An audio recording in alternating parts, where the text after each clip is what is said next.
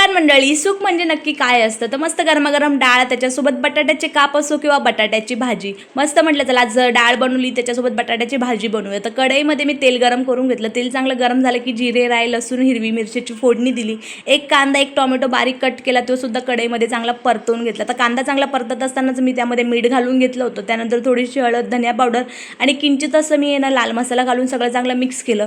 त्यानंतर बटाट्याच्या साली काढून बटाटेसुद्धा बारीक कट करून ते सुद्धा कढईमध्ये घालून चांगले मिक्स करून घेतले. आता बटाटे चांगले आपले मिक्स झाले की त्यामध्ये वरनं गार्निशसाठी कोथिंबीर घातली. तर डाळीसोबत भातासोबत गरमागरम बटाट्याची भाजी असली म्हणजे नक्की खरं सुख असतं, कारण की बटाट्याचे कापसुद्धा खूप छान लागतात. पण आज मी बटाट्याची भाजी बनवली होती. आता सेम कढईमध्ये मी सकाळचा अख्खा मसूर टिफिनला बनवला होता, तो थोडासा उरला होता म्हणून म्हटलं त्याला तीसुद्धा मी गरम करते. माझा नवरा कधी सकाळची भाजी संध्याकाळी खाणार नाही, ते माझंच असतं, म्हणून त्यांच्यासाठी मस्त गरमागरम बटाट्याची भाजी बनवली आणि माझ्यासाठी मी अख्खा मसूर गरम केला होता.